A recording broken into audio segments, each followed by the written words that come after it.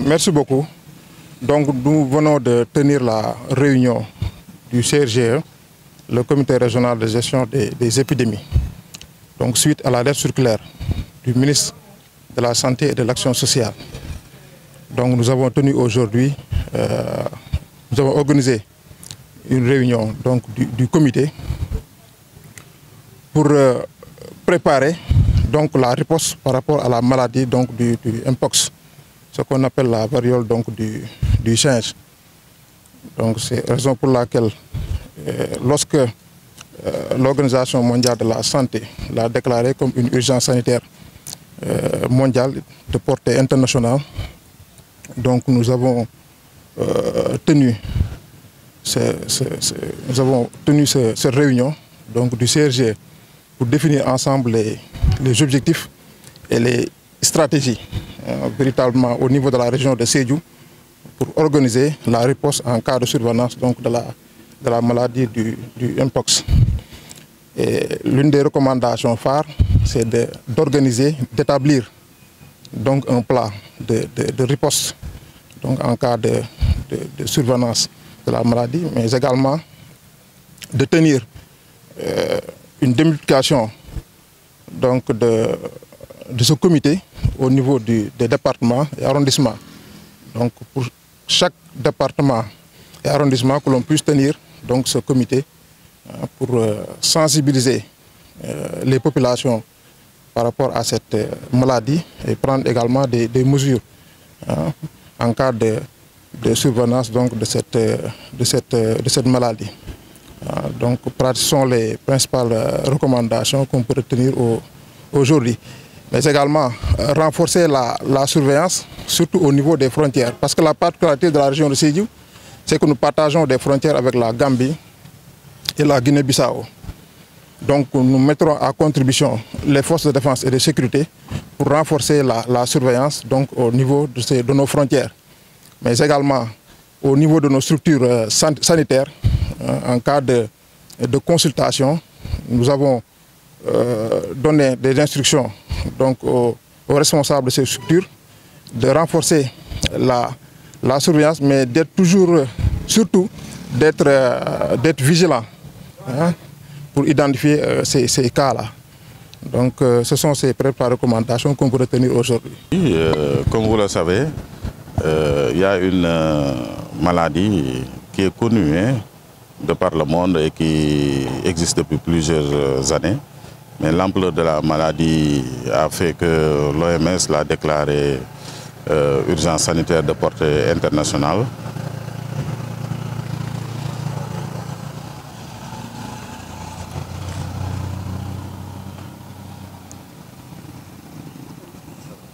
Donc c'est une maladie virale qui est contagieuse et vu l'ampleur de cette maladie qui était connue et qui était endémique dans certains pays, l'OMS, vu les statistiques, a jugé qu'il fallait la classer en urgence sanitaire portée internationale. Et cela, en tout cas, convoque certaines mesures au niveau régional et au niveau national. Donc le Sénégal s'est mis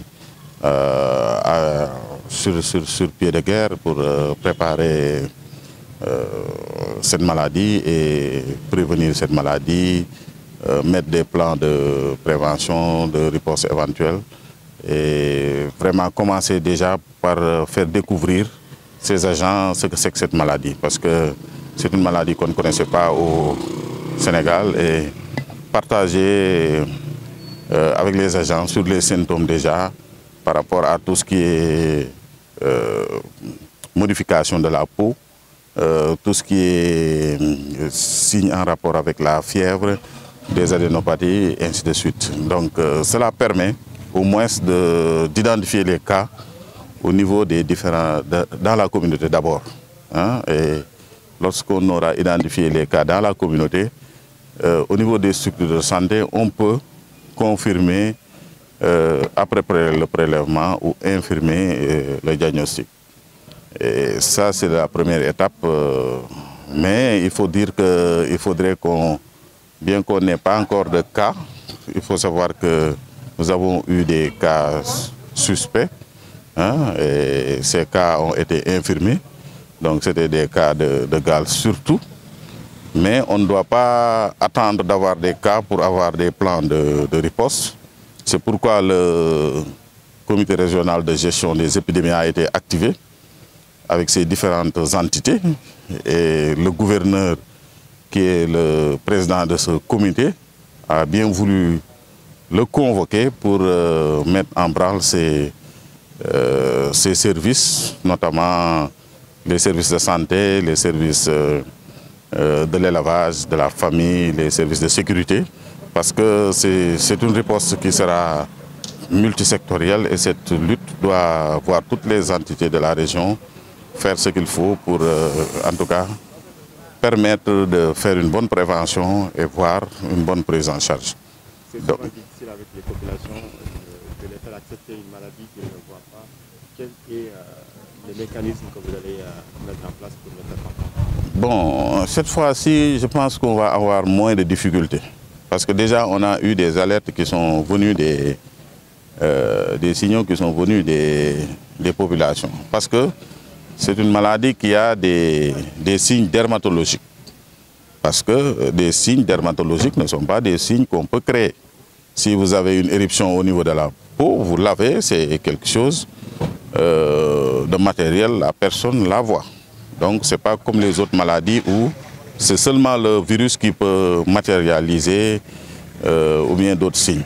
Ici, le fait d'avoir des signes dermatologiques font que déjà les personnes se sont appropriées ce diagnostic communautaire et ils ont commencé à nous alerter s'il y a des personnes qui, souvent là, ces signes ont été infirmés, mais la population intervient de manière active au diagnostic et actuellement on est en train de faire une formation sur la gestion des rumeurs pour que lorsque ces types de signaux sont reçus, qu'on puisse donner la bonne information dans un sens ou dans l'autre et couper le cours de ces rumeurs. Et, actuellement, je pense qu'on peut espérer ne pas avoir un peu ce côté délétère de la gestion de ces informations parce que la population quand même est en premier plan, a commencé quand même à faire de la surveillance communautaire.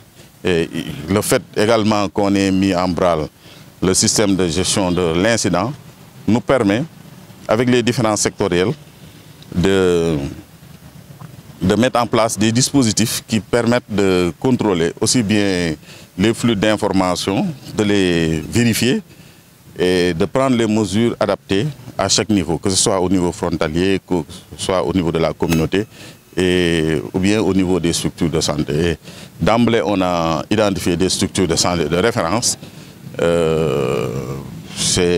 La guerre se prépare en temps de paix et c'est ce que nous faisons. Actuellement, je répète, au niveau de Sédhiou, on n'a pas de cas positifs de Mpox et que des cas ont été identifiés, des cas suspects, mais tous ces cas ont été infirmés. Ce ne sont pas des cas de Mpox et je le répète, actuellement, nous sommes dans la préparation en comité de gestion des épidémies, mais nous n'avons aucun cas de Sédhiou. On a 2 cas suspects, un à Bunkiling, je dois dire même 3, un cas à Bunkiling, un à Goudomp et à Sédhiou, mais celui de Goudomp n'a pas été prélevé, celui de Sédhiou était négatif et celui de Bunkiling également négatif. Donc actuellement, la surveillance va bon train et nous préparons également à la prise en charge parce que nous avons quand même, il faut savoir que des pays frontaliers ont cette maladie et donc on se prépare pour être prêt et nous en profitons pour lancer un appel à nos partenaires pour avoir un plan de contingence adapté et qu'on puisse intervenir avant d'avoir les premiers cas.